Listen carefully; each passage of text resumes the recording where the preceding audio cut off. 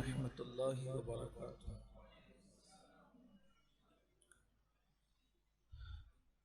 अल्हम्दुलिल्लाहि रब्बिल आलमीन वल आक़िबतु लिल मुत्तक़ीन वस्सलातु वस्सलामु अला सय्यिदिल अंबियाइ वल मुरसलीन व अला आलिहि व अस्हाबिहि अत्तय्यिबीन अत्ताहिरीन अम्मा बअद फ़अऊज़ु बिल्लाहि मिनश शैतानिर रजीम बिस्मिल्लाहिर रहमानिर रहीम वश्कुरूली वला तकफुरून सदक़ल्लाहुल अज़ीम।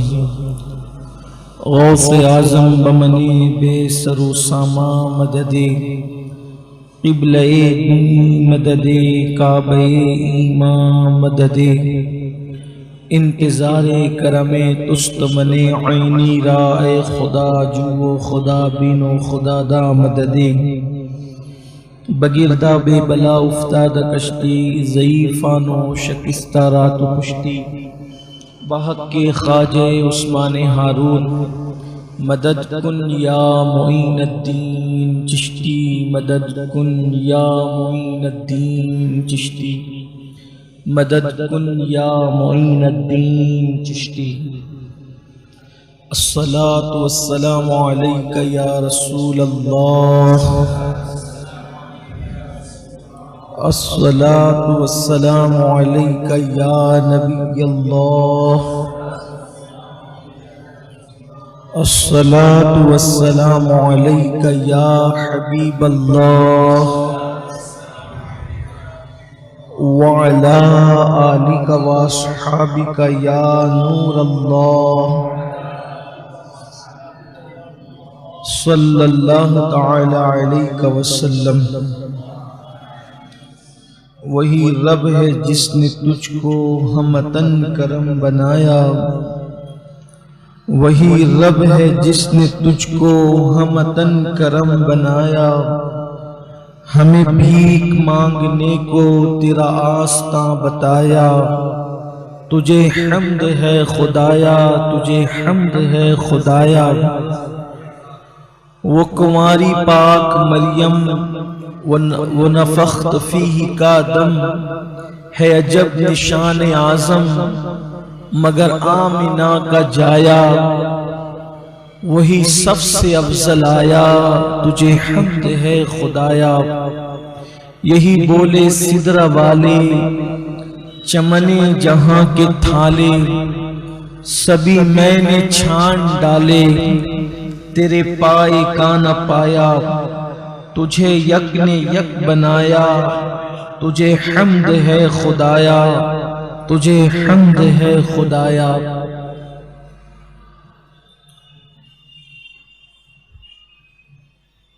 अरे ऐ खुदा के बंदो, कोई मेरे दिल को ढूंढो, मेरे पास था अभी तो अभी क्या हुआ खुदाया। न कोई गया न आया, तुझे हम्द है खुदाया, तुझे हम्द है खुदाया। हमें ऐ रज़ा तेरे दिल का पता चला बमुश्किल, दरे रोज़ा के मुकाबिल वो हमें नजर तो आया। ये न पूछ कैसा पाया, तुझे हम्द है खुदाया, तुझे हम्द है खुदाया। आज की ये महफिल हमारे हफ्तावारी इज्तिमा की महफिल है और इसमें गुज़िश्ता से पेवस्ता हफ्ते ये ऐलान किया गया था, जिस हफ्ते मुसीबतों की हिकमतों पर बयान हुआ था कि आइंदा हफ्ते शुक्र के फजाइल पर और उस पर गुफ्तगू होगी, लेकिन उस हफ्ते ऐन 15 शव्वाल मुकर्रम होने की वजह से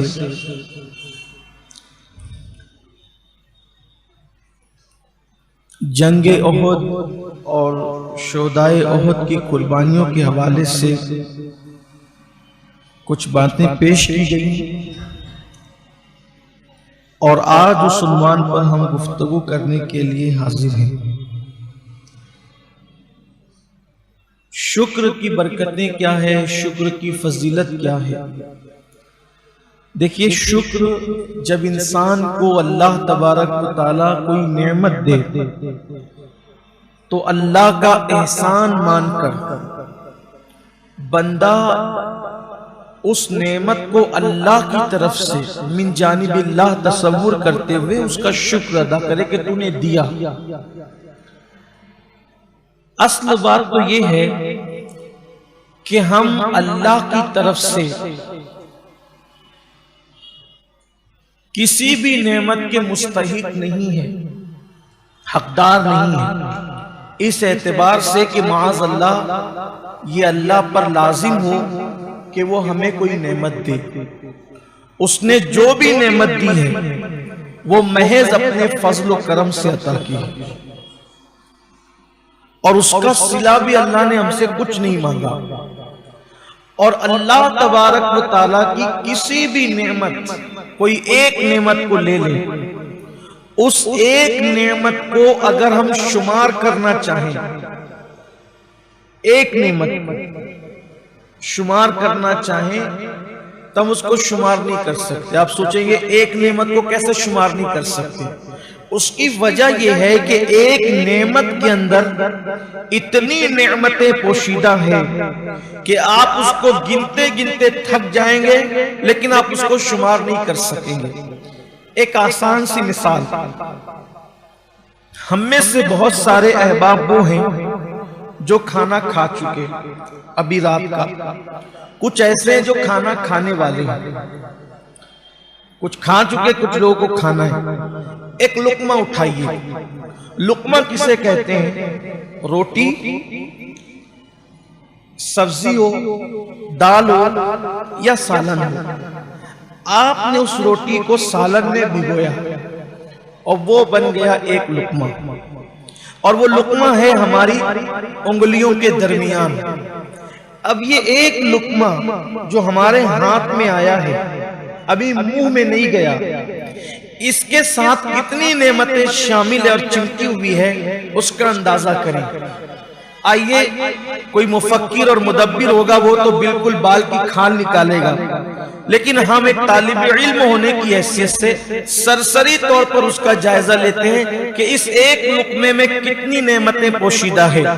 नंबर एक, ये जो लुकमा बना है ये गेहूं से बना है। गेहूं बनने से पहले किन मराहिल से गुजरा है और उसको गुजारा किसने है? लुकमा बनने से पहले ये लुकमा रोटी था। रोटी को किसी के हाथ में बेल कर पकाया, वो हाथ किसने दिए? अब शुमार करते जाइए। वइन तउद्दू निअमतल्लाहि ला तुहसूहा, जो कुरान ने फरमाया ना कि अगर तुम अल्लाह की किसी नेमत को शुमार करना चाहो तो तुम उसको शुमार नहीं कर सकते। तो कैसे नहीं कर सकते, जरा उसका अंदाजा करें।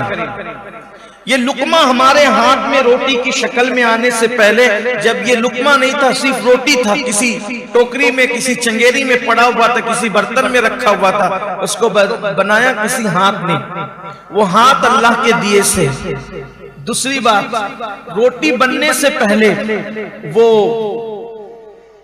खमीर था, आटे और पानी से, दोनों के वजूद से नमक भी शामिल कर ले उसमें, तो ये तीन चीजों का मिल करके खमीर बना जिसे रोटी का आटा कहते हैं। पानी बरसाया किसने?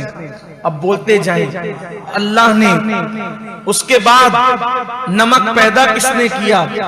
अल्लाह ने।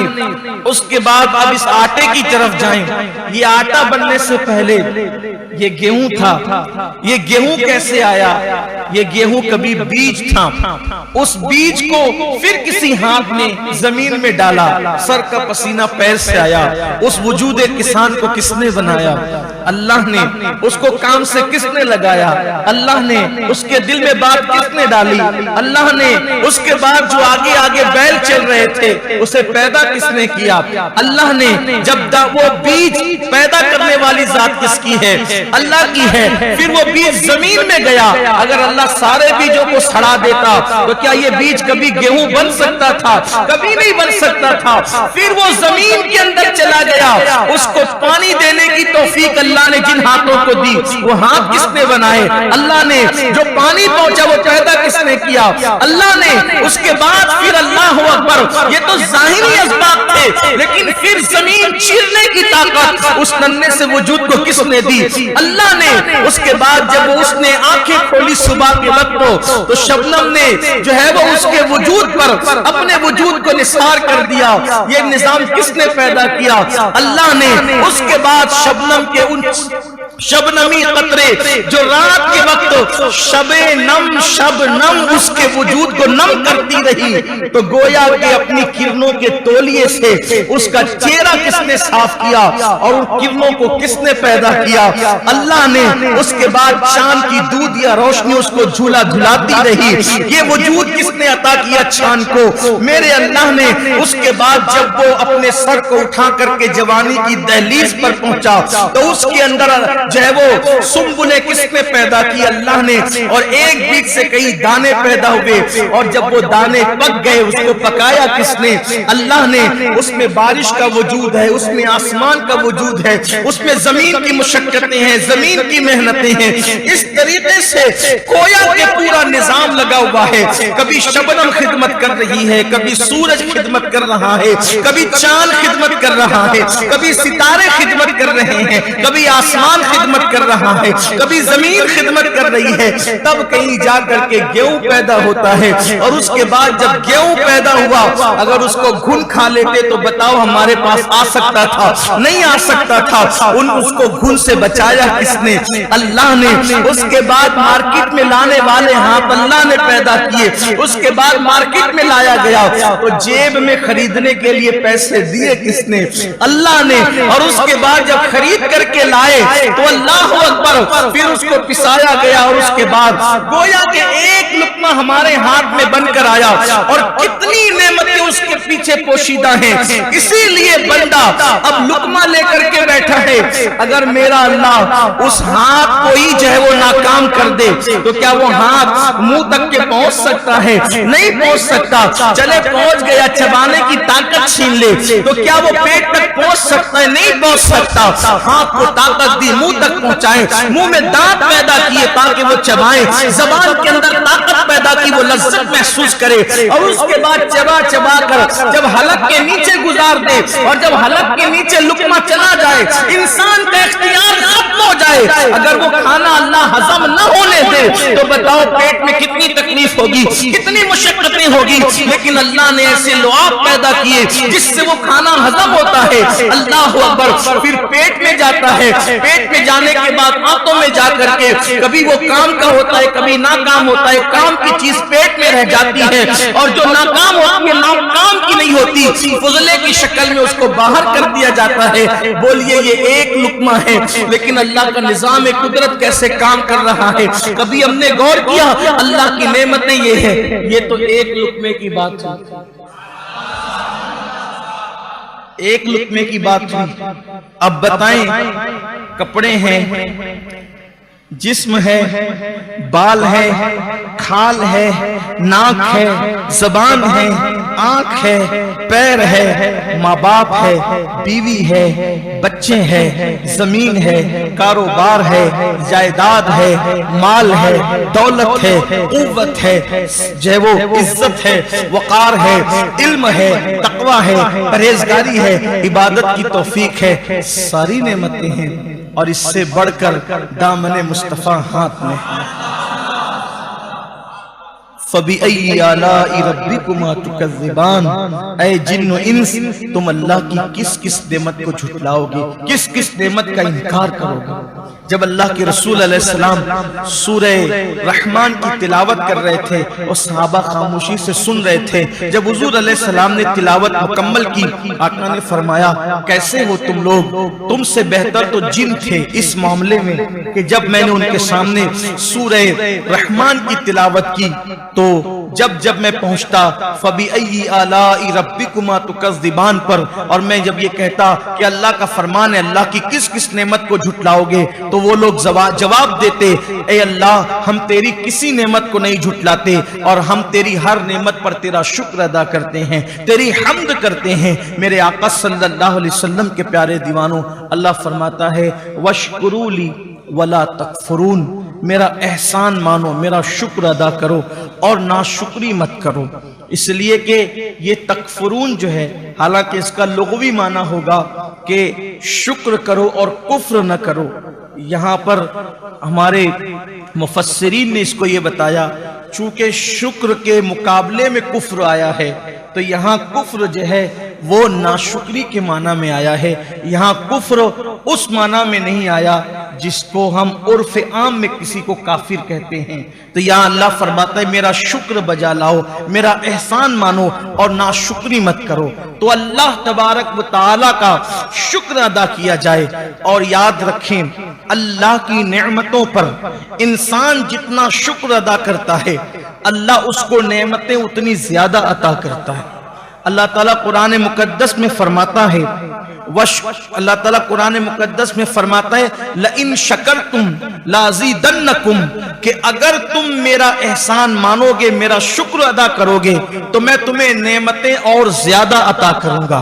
यानी अगर इंसान चाहता है कि अल्लाह ने उसको इज्जत दी, मजीद उसको इज्जत मिले, तो वो उस पर शुक्र अदा करे। अल्लाह ने उसको दौलत दी, वो मजीद उसको दौलत मिले, वो शुक्र अदा करे। अल्लाह ने उसको ईमान दिया, ईमान को और मजबूती मिले, वो शुक्र अदा करे। अल्लाह ने उसको इस्लाम की दौलत दी, अगर वो चाहता है कि ये नेमत जाय ना हो, उसको चाहिए कि वो अल्लाह का शुक्र अदा करे।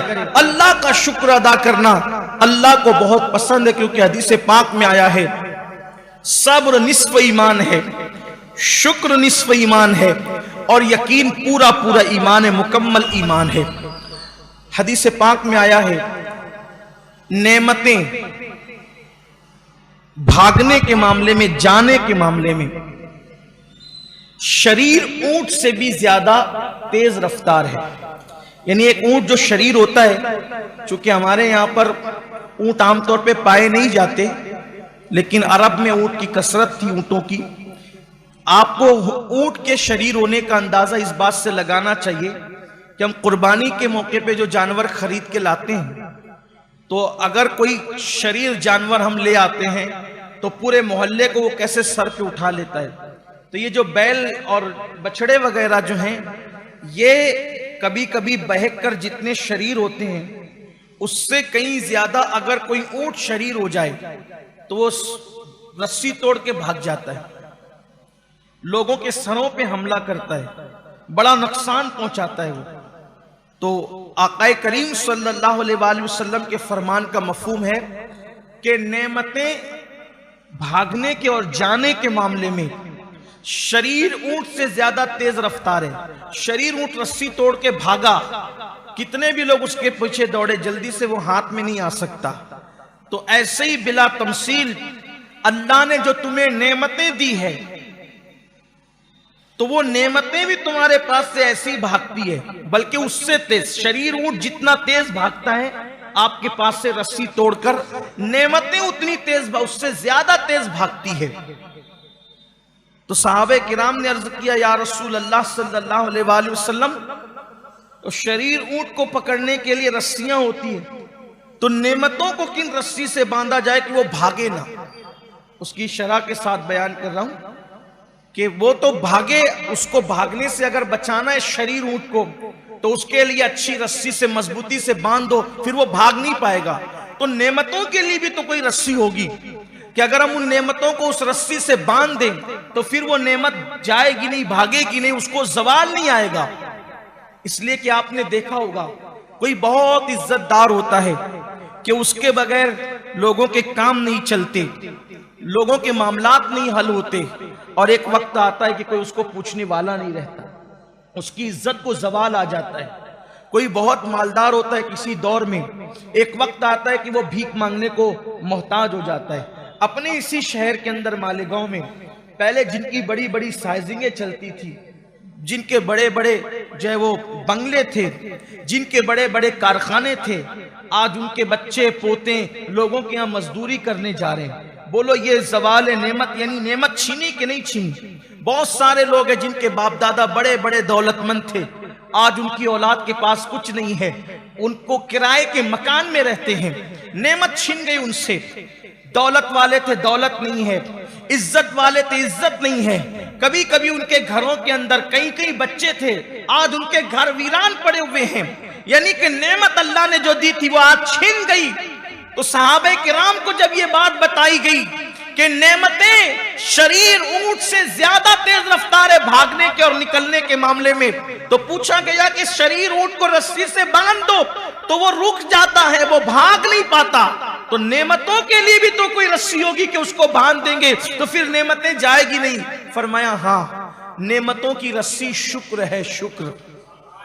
अगर कोई अपनी नेमतों को शुक्र की रस्सी से बांध दे, यानी अल्लाह की बारगाह में शुक्र अदा करने लगे, फिर उसकी नेमत को कभी जवाल नहीं आ सकता, बल्कि जो जितना शुक्र अदा करेगा अल्लाह उसको उतनी नेमतें मजीद अता करेगा। उसका वादा है लइन शकरतुम लाज़ीदन्नकुम, मेरा शुक्र करोगे मैं मजीद तुम्हें अता करूंगा। इसीलिए सुन्नत यह है जब भी अल्लाह तुम्हें कोई नेमत अता करे तो तुम उसकी बारगाह में सजदा शुक्र करो। जो नेमत मिले अल्लाह की बारगाह में झुक जाओ, सजदा शुक्र अदा करो। और कामिल शुक्र अल्लाह की बारगाह में यह है कि अल्हम्दुलिल्लाह कहो जबान से, और दिल में यह तसव्वुर रखो कि यह एहसान मेरे अल्लाह की तरफ से है, उसका इनाम है। और अमली तौर पर वो जो नेमत है उसका मिसयूज मत करो। जैसे माल मिला, अल्हम्दुलिल्लाह, जबान का शुक्र, दिल से ये कि ये मेरा नहीं है, मेरी कमाई का, मेरी मेहनत का नतीजा नहीं है, बल्कि ये मेरे अल्लाह की अता है, दिल में ये ख्याल हो। और तीसरा, अब उस दौलत से हराम काम न करो, इसलिए कि अल्लाह की नेमत से गुनाह करोगे, ये भी नाशुक्री है, अल्लाह ताला छीन लेगा नेमत को। जैसे अल्लाह किसी को दौलत दे तो वो जिना के अड्डों पे चला जाए, अल्लाह किसी को दौलत दे शराब के अड्डों पे चला जाए, अल्लाह किसी को दौलत दे सिनेमा हॉलों में चला जाए, अल्लाह किसी को दौलत दे अपने कामों, अपने माल को हराम काम में खर्च करे, ये नाशुक्री है। सिर्फ अल्हम्दुलिल्लाह कहने से काम नहीं चलेगा, जबान अल्हम्दुलिल्लाह रब्बिल आलमीन भी कहे, दिल में भी ये हो कि मेरे अल्लाह ने नेमत दी है, और अमल से भी जो है उसका मिसयूज ना हो। अल्लाह ने इज्जत दी, जबान पे अल्हम्दुलिल्लाह, दिल में ये कि मेरा नहीं उसकी अता है, मैं तो इज्जत के काबिल नहीं था, उसने अता किया, लेकिन फिर अमल से ये हो, अकड़े नहीं, मैं बहुत इज्जतदार हूं तो लोग मेरे आगे हाथ बांध के खड़े रहे, मेरे आगे सर झुका के खड़े रहे, जब तक मैं ना बैठूं कोई ना बैठे, ये सब चीजें नहीं होनी चाहिए। अमल से भी आजिजी, तवाज़ो, इनकिसारी हो, यानी जबान, दिल और अमल जब तक के तीनों सीधे सीधे न चले उस वक्त तक के शुक्र का मफहूम मुकम्मल नहीं होता। सिर्फ जबान से अल्हम्दुलिल्लाह कहने से काम नहीं चलता। और अगर किसी के दिल में भी है कि नेमत अल्लाह ने दी है, अमल भी नाफरमानी नहीं कर रहा है, गुनाह नहीं कर रहा है, और जबान अल्हम्दुलिल्लाह कह रही है, तो उसने पूरा पूरा शुक्र अदा किया। और जो अल्लाह की नेमतों पे शुक्र अदा करता है अल्लाह ताला उससे नेमत को कभी जाय नहीं फरमाता। इसी तरह जब अल्लाह नेमत दे तो नेमत की इज्जत करो, खुद भी उसका एहतराम करो, उसकी कद्र करो। एक मर्तबा अल्लाह के रसूल सल्लल्लाहु अलैहि वसल्लम अपने काशाने अक़दस में तशरीफ लाए, काशाने नबूवत में अल्लाह के रसूल अलैहि सलाम तशरीफ लाए, तो देखा कि हुजरे आयशा के अंदर एक रोटी का टुकड़ा जमीन पे गिरा हुआ है, रोटी का टुकड़ा जमीन पे गिरा हुआ है। अल्लाह के रसूल सल्लल्लाहु अलैहि वसल्लम ने रोटी को उठाई और उसको साफ किया, और साफ करके अल्लाह के रसूल अलैहि सलाम ने खा लिया, और उम्मुल मोमिनीन से फरमाया, आयशा ये रोटी अल्लाह की बहुत बड़ी नेमत है, इसकी इज्जत करो। एक मर्तबा ये रोटी अगर किसी से रूठ करके चली गई तो फिर दोबारा उसको अल्लाह ने वापस अता नहीं फरमाया। अल्लाह की नेमत की इज्जत करो। आज बहुत सारे मुसलमानों के मोहल्लों में आप जाकर के देखें, मुसलमानों की शादियों का जायजा नहीं, मुसलमानों की खाने पीने की महफिलों का जायजा नहीं, मुसलमानों की होटलों का जायजा नहीं। कहां तो कासिमे नेमत, कहां तो मालिके जन्नत, कहां तो रज़्ज़ाक़ मुतलक के महबूब अकबर, वो रज़्ज़ाक़ मुतलक जो खालिक व मालिक है, वाहदहू ला शरीक है, उसके महबूब अकबर सबसे बड़े महबूब रोटी का टुकड़ा जमीन पे देखकर अपनी प्यारी ज़ौजा से कहते हैं कि इसकी, ये अल्लाह की बड़ी नेमत है, इसकी इज्जत करो। एक बार जो इसकी, जब इसकी नाकदरी की जाती है, किसी से छीन ली गई, दोबारा नहीं दी गई। मुसलमानों के आंगन में तो कचरे की कुंडी पर आप खाना पड़ा हुआ देखेंगे, रोटियां पड़ी हुई देखेंगे। शर्म आती मुसलमानों के मोहल्ले में। और शादी के मौके पर तो गजब है, लोग ऐसे बैठते हैं खाने के लिए कि उनको लगना है 4 लुक़मे तो वो लेते हैं 10 लुक़मे, और शादी ही में आए हैं और उसके बाद छोड़ देते हैं। एक दाना, सिर्फ एक दाना अगर तुमने ज़ाय किया होगा चावल का, एक दाना तुमने ज़ाय किया होगा अनाज का, हो सकता है वही एक दाना तुम्हारी पूरी रोजी रोटी के छीनने का सबब बन जाए। खवातीन को इस पे तलकीन करें, बच्चों को तलकीन करें, अल्लाह की नेमत है, नाशुक्री मत करो, ऐसे खाना मत फेंको। होटलों में भी लोग खाने का ऑर्डर देते हैं, 4 लोग हैं तो 6 लोग के हिसाब से ऑर्डर देंगे और उसके बाद उसको छोड़ देंगे। 4 लोग में इधर से उठाए, बल्कि अब तो छोड़ देना फैशन है।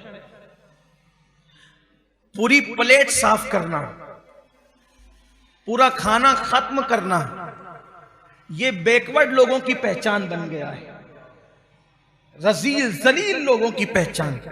प्लेट को साफ करना, गिरा हुआ लुकमा उठाकर खाना, ये जाहिल और अनपढ़ों की पहचान बन गया है। इन्ना लिल्लाहि व इन्ना इलैहि राजिऊन। और आज पानी पिएंगे तो बचाएंगे, चाय पिएंगे तो बचाएंगे, दूध पिएंगे तो बचाएंगे, कुछ खाएंगे तो बचाएंगे, कुछ छोड़ देना फैशन है। अगर नहीं छोड़ेंगे तो लोग भी कहते हैं कि यार कैसा, कौन आया था वो पूरा खा गया, पूरा पी गया। आपसे कहता हूं, मखलूक के पास इज्जत कमाने के लिए खालिक को नाराज मत करो। एक मर्तबा एक सहाबी खाना खा रहे थे और वो कोई मामूली सहाबी नहीं, हजरत सैयदना अबू मूसा अशअरी रदी अल्लाह तआला अन्हु, और इत्तेफाक से अजमियों की महफिल थी, किसी दरबार में आपको भेजा गया था, अजमियों की महफिल थी, आपके हाथ से लुकमा गिर गया और दूसरे सहाबी ने कहा ये अजमी लोग हैं, यहां उठा करके लुकमा खाना ऐब समझा जाता है। तो हजरत अबू मूसा अशअरी ने फरमाया, इन जाहिलों के लिए, इन अजमियों के लिए मैं अपने अल्लाह को नाराज नहीं कर सकता। ये जो सोचेंगे सोचेंगे, लेकिन मैं हुजूर की सुन्नत को तर्क नहीं कर सकता। उन्होंने लुकमा उठाया, उसको साफ किया और साफ करके खा लिया।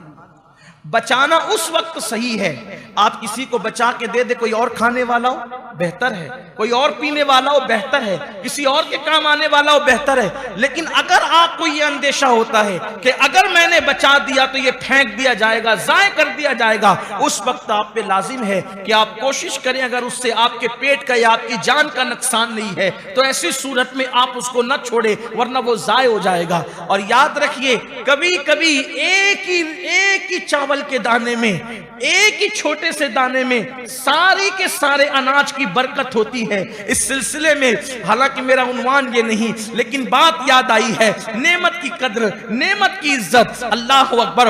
हजरत सैयदना बाबा कुतुबुद्दीन बख्तियार काकी रहमतुल्लाहि ताला अलैह के पास एक अनार ला करके दिया गया।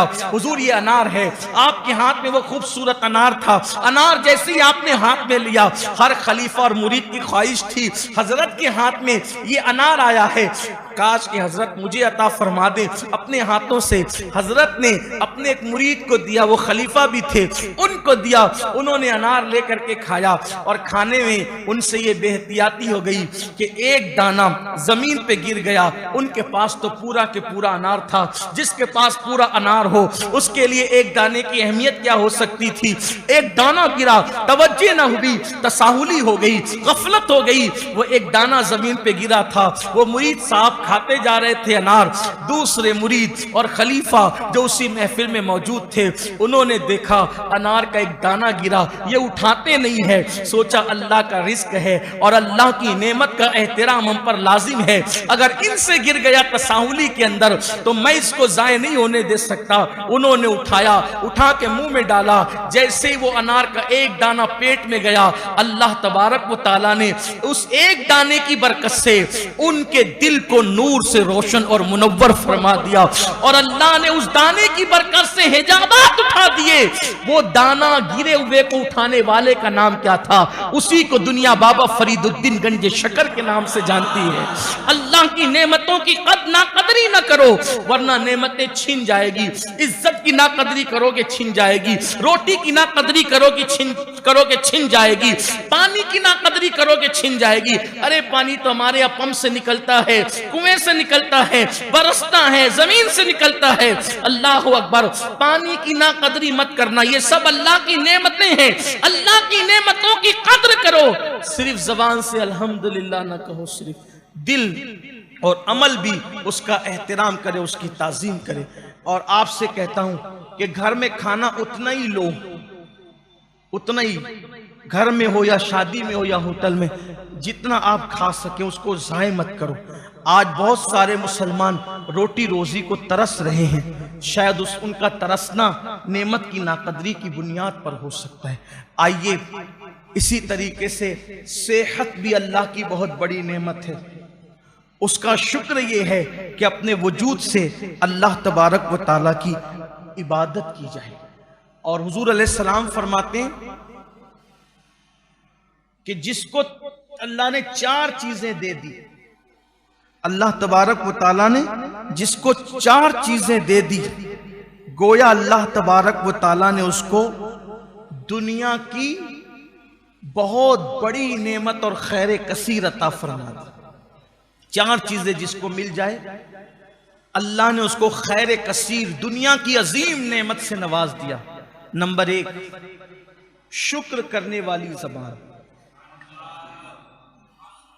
शुक्र करने वाली ज़बान, मुसीबत में सब्र करने का हौसला।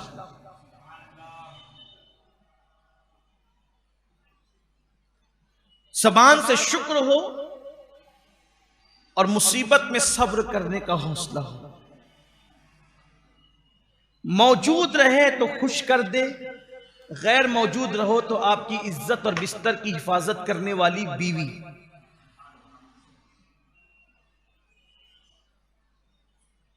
मौजूद रहो, जब मौजूद रहो तो खुश करे, और अगर मौजूद ना रहो तो वो तुम्हारे बिस्तर की हिफाजत करे। तो अल्लाह के हबीब सल्लल्लाहु अलैहि वसल्लम फरमाते हैं, शुक्र करने वाली ज़बान, सब्र करने वाला हौसला, खुश करने वाली और इज्जत को तहफ्फुज देने वाली बीवी, और अल्लाह अगर बीमारियों के अंदर मुब्तला कर दे तो बदन उसको बर्दाश्त करने की अपने अंदर ताकत रखे। ये नेमतें अल्लाह तबारक व ताला जिसको दे दे, गोया अल्लाह तबारक व ताला ने उसको खैर कसीर अता फरमाया। अल्लाह ने उसको दुनिया की सारी भलाइयां अता फरमा दी। अब आप देखें, अगर हमें नेमत मिलती है तो नेमत मिलने के बाद हमारा हाल ये होता है कि अल्लाह अकबर,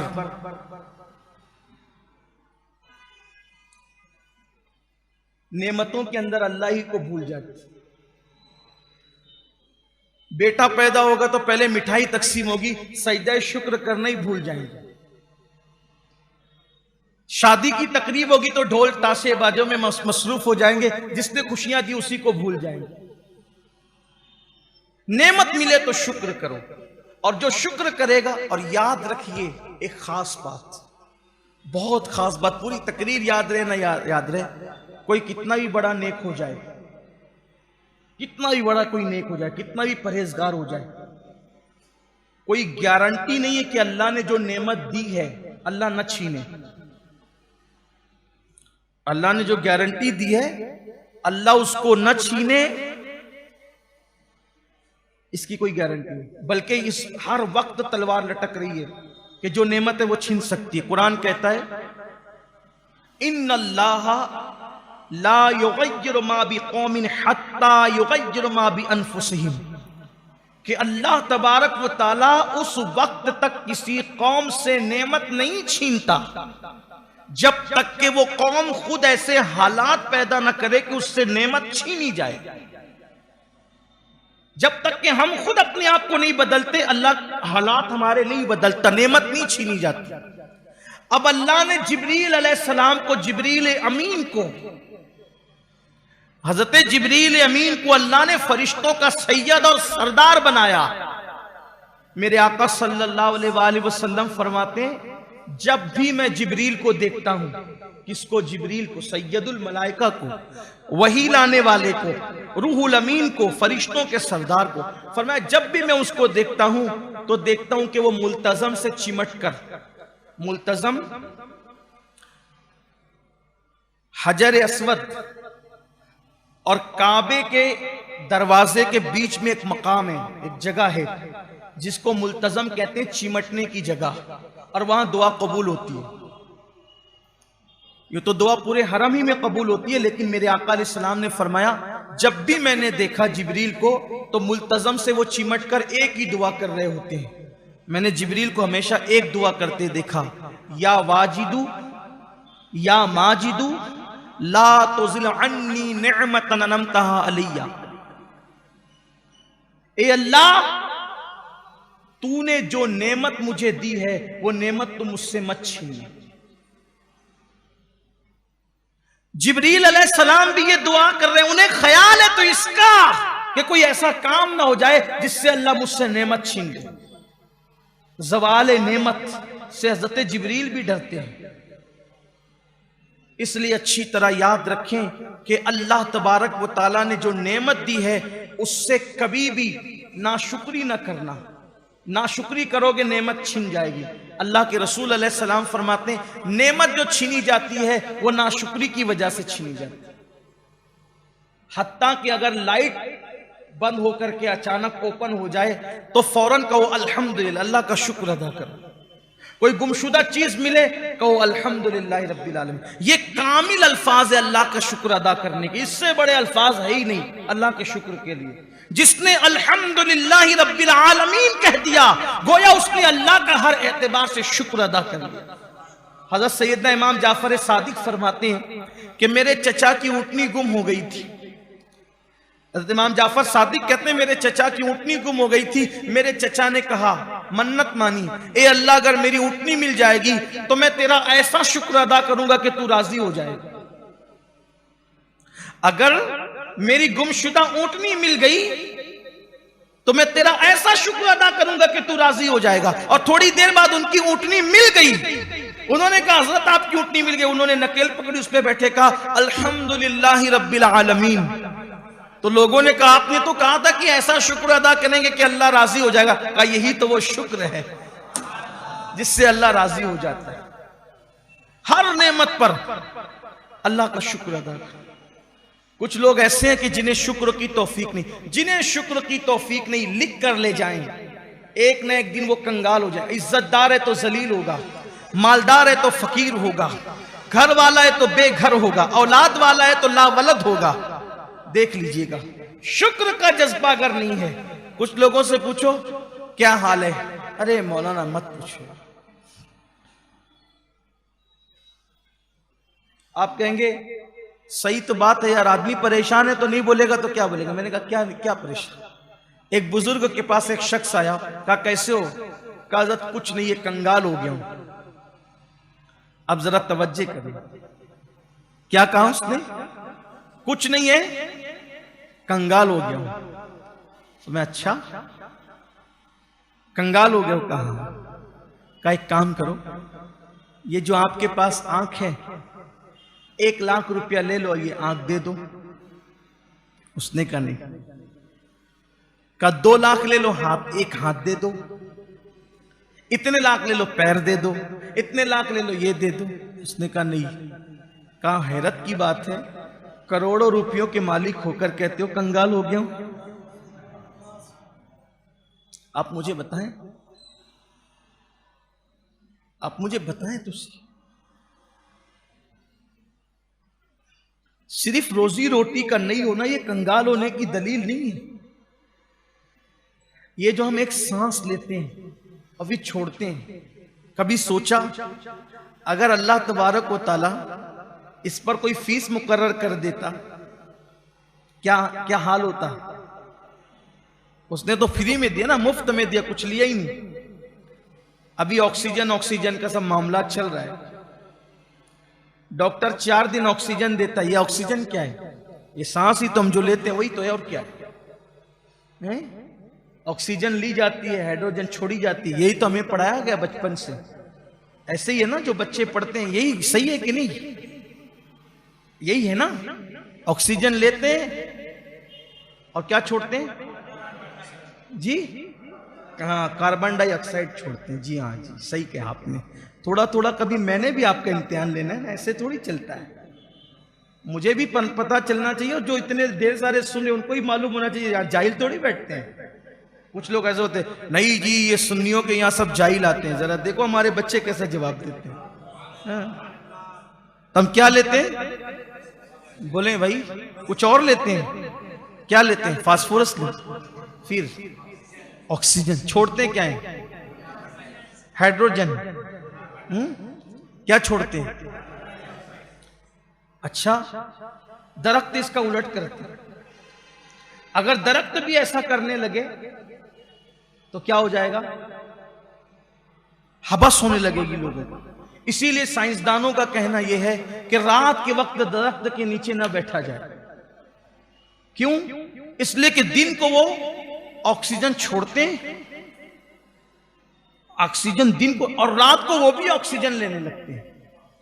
तो अगर हम बैठेंगे तो वो भी ऑक्सीजन ले रहे हैं, हम भी ऑक्सीजन ले रहे हैं, तो वहां पर दम घुटने का एहसास हो सकता है, हबस की कैफियत हो सकती है। इसीलिए रात के वक्त दरख्तों के नीचे बैठने से साइंसदान मना करते कि उनका अमल रात को, सही कह रहा हूं? बोलो भाई, सही कह रहा हूं? थोड़ा बहुत हमने भी पढ़ा है, बहुत ज्यादा लेकिन पढ़ा है। और जो पढ़ा है वो उसको, उस पढ़े हुए को भी अब वो पढ़ा हुआ होने में तकरीबन 20-25 साल का अरसा हो गया, लेकिन कुछ याद है अल्हम्दुलिल्लाह। इसलिए कि नेमत, हुजूर अलैहिस्सलाम फरमाते हैं अल्लाह कोई नेमत दे तो उसका चर्चा भी किया करो, शुक्र अदा। ये भी एक शुक्र की कैफियत है कि नेमत हो तो उसका चर्चा हो। तो हम ऑक्सीजन लेते हैं और हम कार्बन डाइऑक्साइड छोड़ते हैं। लेकिन डॉक्टर के पास जब हम जाते हैं 4 दिन के लिए वो ऑक्सीजन देता है, और जब वो बिल बना करके देता है, कितने कितने हजार होते हैं कि वो बिल देख करके आदमी का दिमाग बिल में घुस जाता है। कहां से देंगे ये हालत होती है। बताओ, डॉक्टर ने 4 दिन ऑक्सीजन दिया, इतना बड़ा बिल थमा दिया। मेरा अल्लाह तो पैदा होने से लेकर के मरे दम तक के ऑक्सीजन देता है। कुछ मांगा उसने? कुछ तलब किया उसने? फिर भी कहते हमारे पास कुछ नहीं है। सारी नेमतें, ये आंख देखो, आंख, उसने आंखों की अगर पलकें ना बनाई होती तो इन आंखों का क्या हाल होता? जैसे ही धूल, गर्द, गुबार हमारी आंखों में जाना चाहते हैं, कुदरती तौर पर पलकें आपस में मिल जाती है, उसको बचा लेती है। और अगर बिल फर्ज पलकें न बचा सके तो फिर जो चीज आंख में जाती है, अल्लाह ने पानी जो है वो आंख में पैदा किया है, वो पानी बहा बहा करके उसको निकाल देता है। ये अल्लाह तबारक व तआला की सब नेमतें, उसका शुक्र अदा करो। और जो नेमत पे शुक्र अदा ना करे, अल्लाह उससे नेमतों को छीन लेगा। इसलिए नाशुक्री ना करो। अल्लाह फरमाता है वशकुरूली वला तकफुरून। तो अर्ज ये कर रहा था कि नेमत उससे जरूर छीनी जाएगी जो नाशुक्री करेगा। अपनी बात समेटते हुए अर्ज करूं, कुरान मुकद्दस में भी ये वाकया मौजूद है और हदीस पाक में भी ये वाकया मौजूद है, जिसको अपने अल्फाज के जामे में मैं पेश करना चाहता हूं। पूरा वाकया नहीं बताऊंगा, अपने मुराद के मुताबिक, उन्वान के मुताबिक से इशारा दूंगा। बनी इसराइल में एक शख्स था, उसका नाम था बलअमो बाऊर। उसको बलअम इब्ने बाऊरा भी कहा गया है। इतना वो इल्म वाला, इतना तकवे वाला, इतना परहेज वाला, इतना मुत्तकी था कि हमारे बुजुर्गों ने अपनी किताबों में लिखा है कि अल्लाह तबारक व तआला ने उसको इस्म आज़म भी सिखाया था। इस्म आज़म उसको अता किया गया था। और इस्म आज़म जब उसको दिया गया, इस्म आज़म कहते हैं अल्लाह के उस इस्म पाक को जिसको पढ़कर दुआ की जाए तो दुआ फौरन कबूल होती है। इस्म आज़म ही पढ़ करके फरिश्ते जमीन पर आते हैं और आसमान से जमीन पर आते हैं और जमीन से आसमान पर जाते हैं। इस्म आज़म की बरकतें ये बयान की गई है कि इस्म आज़म पढ़ के मुर्दे को ठोकर लगा दो तो उसको जिंदगी मिल जाए। बड़ी बरकत है इस्म आज़म की। अल्लाह ने उसको बलअम को इस्म आज़म भी बताया था। वो जो दुआ करता था उसकी कोई दुआ रद्द नहीं होती थी। किसी को भी दुआ करवाना होता उसके पास आते, उससे दुआ करवाते।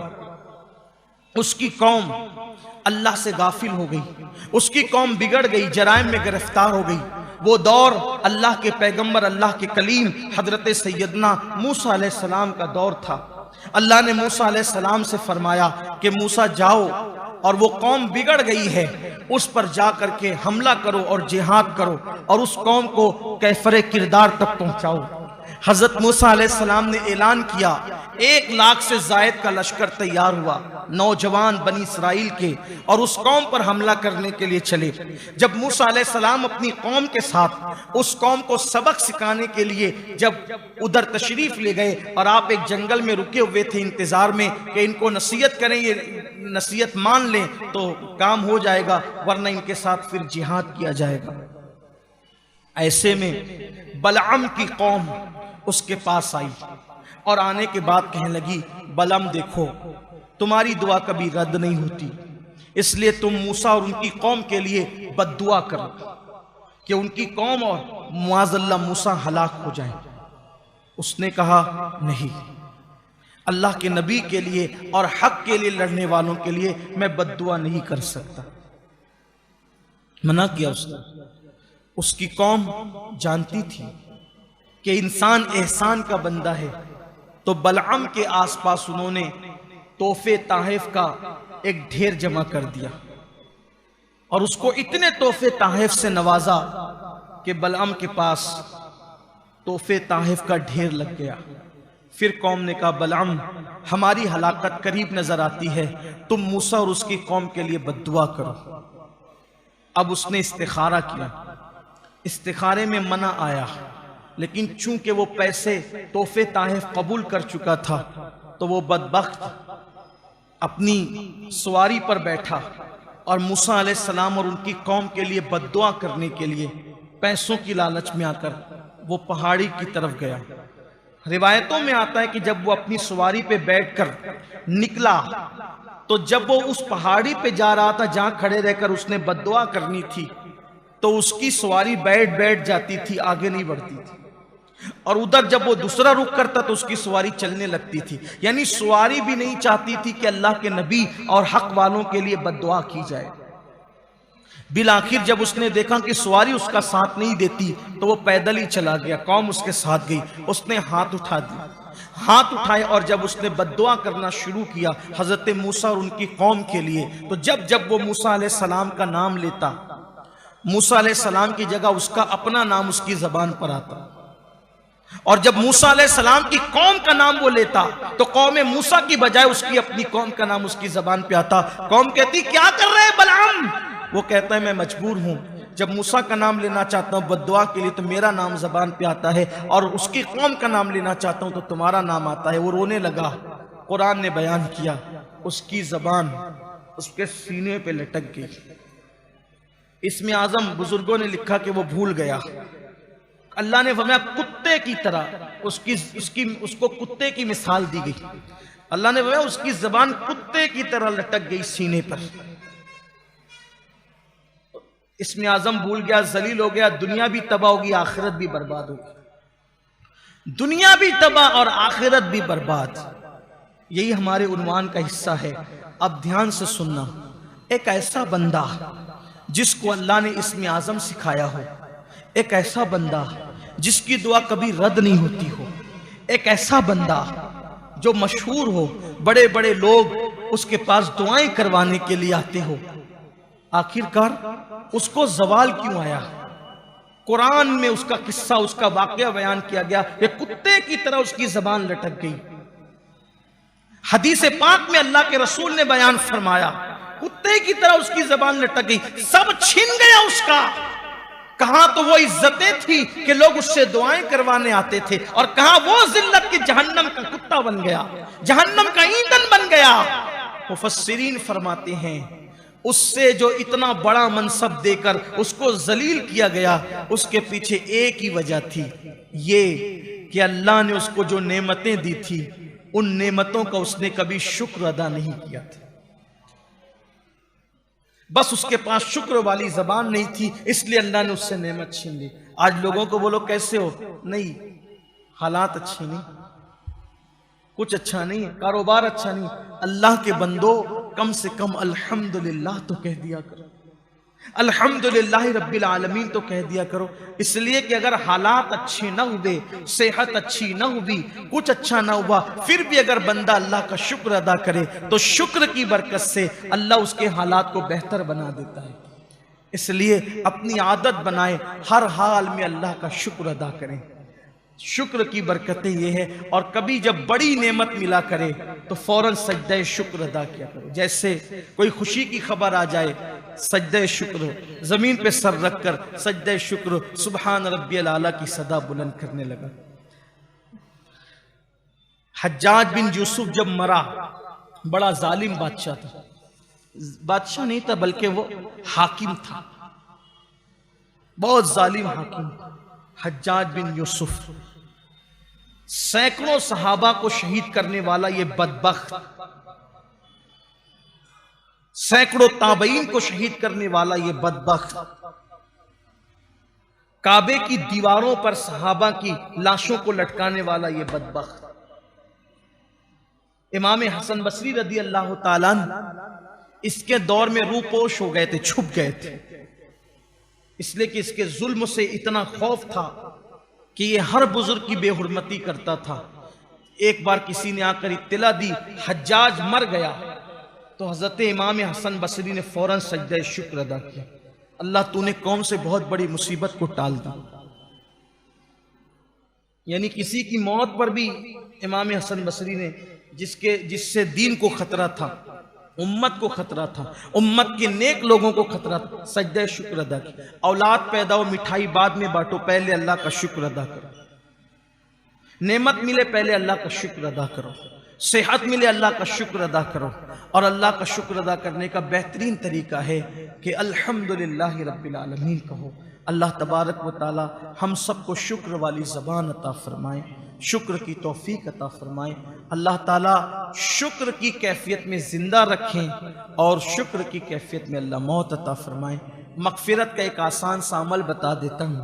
हदीस पाक में आता है, जब कोई बंदा नया लिबास पहनता है और नया लिबास पहनते वक्त कहता है अल्हम्दुलिल्लाहि रब्बिल आलमीन, बिस्मिल्लाहि वल्हम्दुलिल्लाह, क्या कहता है?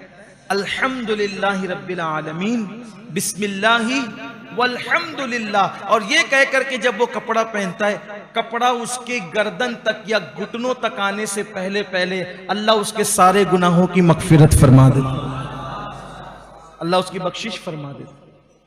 ये शुक्र की बरकत है। लेकिन उसके आगे एक बात और भी है, वो जो नया कपड़ा उसने पहना ये दुआ पढ़कर, और पुराना कपड़ा वो किसी गरीब और मिस्कीन को दे दे, तो उसकी फजीलत में ये आता है कि अल्लाह इस नए कपड़ा पहनने की वजह से उसकी मगफिरत फरमा देगा, बख्श देगा।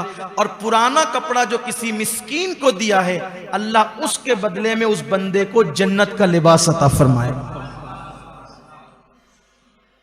कितना खूबसूरत मौलाए कायनात सैयदना अली करमल्लाहु ताला वजहुल करीम बैतुल खला से निकलते थे तो अपने पेट पे हाथ रख के कहते थे अल्हम्दुलिल्लाह रब्बिल आलमीन। आप उसको मजाक में ना लीजिएगा। जो बैतुल खला से फारिग होने के बाद अल्हम्दुलिल्लाह अल्लाह का शुक्र अदा करते हैं, उनका हाजमा कभी खराब नहीं होता। क्यों? लइन शकरतुम लाज़ीदन्नकुम। और हुजूर अलैहिस्सलाम ने तवातुर के साथ बैतुल खला से निकलने के बाद अल्लाह का शुक्र अदा किया, इसलिए कि ये बड़ी मुसीबत है। अगर आदमी का पेट जाम हो जाए, उसको हाजत ना हो, तो बड़ी मुसीबत है, मुश्किल। हुजूर अलैहिस्सलाम जब जब बैतुल खला से निकलते थे, हुजूर की क्या दुआ पढ़ते थे? गुफरानका। गुफरानका के मतलब हमारी मगफिरत फरमा, बख्श दे। तो बख्शने वाला है, तो मगफिरत करने वाला है। अच्छा, अल्लाह को ये क्यों कहा जाता तू मगफिरत करने वाला है? जितनी देर इंसान बैतुल खला में बैठा है, उतनी देर गोया कि वो अल्लाह के जिक्र से गाफिल है बज़ाहिर। तो उम्मत को तालीम दी जा रही है कि उतनी देर अगर गफलत में गुजरे तो उसके लिए भी माफी मांग लो, तो बख्शने वाला है, माफ कर दें। और फिर गुफरान का आ गई हम अल्हम्दुलिल्लाहिल्लज़ी अज़हबा अन्निल अज़ा व आफ़ानी।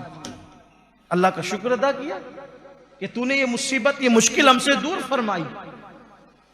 तो यहां भी शुक्र है। सोचो, जब गंदगी निकलने पर, गलाजत निकलने पे शुक्र कि बड़ी मुसीबत से तूने निजात दी, जब निकलने पर शुक्र अदा किया जा रहा है, हम तो खाते वक्त भी शुक्र भूल जाते हैं। बात मेरी मुकम्मल हो गई थी, लेकिन एक बात याद आई। ये आप सोचते होंगे कि ये मुंह में डालना और निकलना इतना अहम है। मैं कहता हूं बहुत है। मुंह में जाना गिज़ा का जितनी बड़ी नेमत है, फजलात का निकल जाना भी उससे कम नेमत नहीं है, वो भी बड़ी नेमत। इसीलिए दस्तरखान पे भी शुक्र है, अल्लाह का शुक्र अदा करो। और बैतुल खला के बाद भी शुक्र है कि निकल गई वो, वरना बड़ी मुसीबत है वो। उसके दिल से जाकर के पूछो, जिनके पेट की गंदगी नहीं निकल पाती, मर जाते हैं लोग, मौत भी हो जाती है। आप हमें उसका अंदाजा नहीं, लेकिन इससे आपको अंदाजा होगा। हारून रशीद बड़ा बादशाह गुजरा है, अब्बासी बादशाहों में से एक था, पढ़ा लिखा आदमी था। जब हारून रशीद हज को जाने लगा तो रास्ते में उसकी मुलाकात हजरत बहलुल दाना से। ये बहलुल दाना समझते हैं, एक मजजूब थे उस दौर के, बहुत बड़े मजजूब। और हजरत बहलुल दाना के मुतालिक जो हमारे बाज बुजुर्गों ने, सूफिया ने लिखा है, ये डायरेक्ट मुरीद थे हजरत ज़ैद इब्न अली के। ज़ैद इब्न अली कौन? इमाम ज़ैनुल आबिदीन के छोटे बेटे, इमाम बाकिर के भाई हजरत सैयदना ज़ैद शहीद मजलूम, जो हमारे आका, हमारे महरेरा के जो सरकार लोग हैं, बुजुर्ग लोग हैं, उनके जद्द आला इमाम ज़ैद शहीद मजलूम, जिनकी औलाद में ख्वाजा बंदा नवाज गेसु दराज भी है। तो बहलुल दाना मुरीद है किसके? हज़रत ज़ैद शहीद के। बाज लोगों ने उनको इमाम जाफर सादिक कभी मुरीद कहे, लेकिन बहरहाल उसी खानदान के मुरीद हैं। जूतियां सीधी करते थे हज़रत बहलुल दाना इन बुजुर्गों की। हारून रशीद हज को जाते हुए बहलुल दाना नजर आ गए तो रुक गए। हारून रशीद ने कहा कि बहलुल, मुझे कुछ नसीहत कर दो, मुझे कुछ नसीहत कर दो। फरमाया, हारून, तुझे अपनी हुकूमत और सल्तनत पे बहुत नाज है, बहुत नाज है तुझे। तुझे पता है तेरी हुकूमत की कीमत क्या है, तेरी सल्तनत की कीमत क्या है? अब वो बहलूल दाना थे, मजजूब थे। हारून ने कहा कहो बाबा क्या है? फरमाया एक गिलास पानी। तेरी पूरी हुकूमत की कीमत कितनी है? एक गिलास। हंसने लगा। दीवाने की बात पर हारून हंसने लगा। बाबा एक गिलास पानी की मेरी हुकूमत की कीमत? फरमाया हाँ। आपको भी हंसी आती होगी कभी कभी दीवानों की बातों पर, कुछ भी कहते हैं ये लोग। देखिए अब बहलूल उसको समझाते हैं, हारून तुम हज के लिए जा रहे हो। ये उस दौर का हज था जिस दौर में घर से निकलते थे घोड़े खच्चरों पे पैदल, कोई पहुंच पाता था, कोई पहुंच भी नहीं पाता था। आंधी आती थी तो रेत के टीलों के दरमियान ही दब करके खत्म हो जाते थे, पता भी नहीं चलता था कौन कहां है। कभी कभी पानी खाना खत्म हो जाता था, रास्ता भटक जाते थे और भूखे प्यासी मर जाते थे जंगलों में। ऐसा गए तो दोबारा वापस आने का मामला ही नहीं। लोग जाते थे तो साथ में कफन भी रख कर ले जाते थे, रास्ते में पता नहीं कहां मौत आए। अभी का हज नहीं कि मालेगांव वाले एयरपोर्ट पे पहुंचा के घर नहीं आते, उधर से मैसेज आता है मैं जिद्दा पहुंच गया हूं खैर से। बहुत आसान है, इसलिए हज की अहमियत भी खत्म हो गई। अब हज भी माज़अल्लाह लोगों ने सैर व तफरीह का एक हज और उम्रा को जरिया बना लिया। कोई तब्दील, हज और उम्रा तब्दीली का नाम है, लेकिन जाते हैं ऐसे और आते भी वैसे ही। अब तो ऐसा लगता है हज के फ्लाइटों के अंदर और उम्रा के फ्लाइटों के अंदर जैसे कोई बारात जा रही है। हंसी मजाक। मैंने अपनी आंखों से, मुबालगा नहीं कर रहा, अपनी आंखों से हज को जाते हुए, उम्रा से वापस आते हुए लोगों को देखा। फ्लाइट में बैठे हैं तो हिंदी फिल्में देख रहे हैं, मैंने अपनी आंखों से देखा। ये कम नसीब आंखें इस तरह के मनाजिर भी देख करके अफसोस करती है कि ये गुनाह बख्शवा के आ रहा है और अभी घर भी नहीं पहुंचा। बेचारे के हाथ चूमने के लिए, आंख चूमने के लिए इतनी आंखें मुंतजिर और हाथ मुंतजिर है कि अब्बा आएंगे दुआएं लेंगे, चचा आएंगे दुआएं लेंगे, हाजी साहब आएंगे दुआएं लेंगे। ये हाल है हाजी साहब का कि वो हिंदी फिल्में। और मुबालगा नहीं कर रहा हूं, अल्लाह के घर में कह रहा हूं कि मैंने हरम पाक, मक्के का हरम और बिल्डिंग दोनों के दरमियान सिर्फ 60 फुट का फासला था। मैंने देखा कि हिंदुस्तान के हमारे हाजी कमरों के अंदर बंद होकर के हिंदी फिल्में मक्के के अंदर देख रहे हैं। ये सूरत यार, क्या कहिएगा, किससे कहिए? ये सैर व तफरीह के सिवा और क्या रह गया है? किसी का शेर है, हाजी तो सब कहलाए हज करे कोई एक। हाजी तो सब कहलाए हज करे, किसी को क्या मिलता है ये काबे में जाके देख। हमने अपनी आंखों से लोगों को यह भी देखा हज के मौके पर, अभी हज हुआ भी नहीं है, बातें हो रही है कि पुतिया के लिए हार लेवे के ना, तो कहां कौन सी दुकान अच्छी रही है? ये यार खजूर कहां से खरीदे के? अरे अल्लाह के बंदे अभी हज तो कर, जब जाना तब करना। ये हाल है। फिर उसके बाद तवाफ की फिक्र नहीं है, 12 नंबर खंबे पर बैठे हुए हैं, बातें हो रही है तो के खजूरिया कितने मिली, मुके तो इतने मिली, 2 रियाल का फायदा होगा। ये हाल। हंसने की बात नहीं, अफसोस है इस पर। कहां हज का वो तसव्वुर, कहां हज का वो तसव्वुर और कहां ये हालात। तो बहरहाल कितना रोना रोना है, रोते ही रहे। तो हजरत बहलूल दाना ने फरमाया, हारून तुझे अपनी हुकूमत और सल्तनत पे बड़ा नाज है ना, एक गिलास पानी से ज्यादा उसकी कीमत नहीं है। कहा वो कैसे? फरमाया देख तू हज को जा रहा है, जंगल में भटक गया, खाना पानी खत्म हो गया और प्यास से तेरा दम निकलना चाहता है, प्यास से तेरा दम निकलना चाहता है, पानी कहीं नहीं है, कोई पिलाने वाला भी नहीं है। ऐसे में कोई आगे कहे हारून एक गिलास पानी तुझे दूंगा, लेकिन कीमत उसकी आधी सल्तनत है। बोल एक गिलास पानी आधी सल्तनत देके खरीदेगा कि नहीं? कहा हजरत बिल्कुल दे दूंगा। अब तूने वो ठंडा ठंडा पानी पी लिया, पेट में पानी गया, जोर से पेशाब लगी, पेशाब हो नहीं रही, निकल नहीं रही है पेशाब, कोशिश कर कर के तू थक गया। ऐसे में कोई हकीम आया, उसने कहा हारून ऐसा नुस्खा है, अगर खिला दूंगा तो तुझे अब भी पेशाब होगी, लेकिन ये पेशाब करवाने वाला नुस्खा देने के लिए आधी सल्तनत देनी होगी, बोल तू देगा कि नहीं देगा? कहा हजरत बिल्कुल दे दूंगा। कहा आधी सल्तनत तो पानी पीने के लिए दे दिया और आधी सल्तनत निकालने के लिए दे दिया, बता तेरी सल्तनत की हैसियत क्या है? इसलिए अल्लाह के बंदो, ये पेट से गंदगी का निकल जाना भी कोई मामूली नेमत नहीं है। इसलिए जब बाहर आया करो अल्लाह का शुक्र अदा किया करो। अल्लाह ताला हम सबको शुक्र की तौफीक अता फरमाए नेमतों पर। और आखिरी ये बात तो कह दूं जो जाने गुफ्तगू की, अरे नादान, सारी नेमतें जिसके सदक़े में मिली है वो नेमत उज़्मा मुस्तफ़ा जाने रहमत है।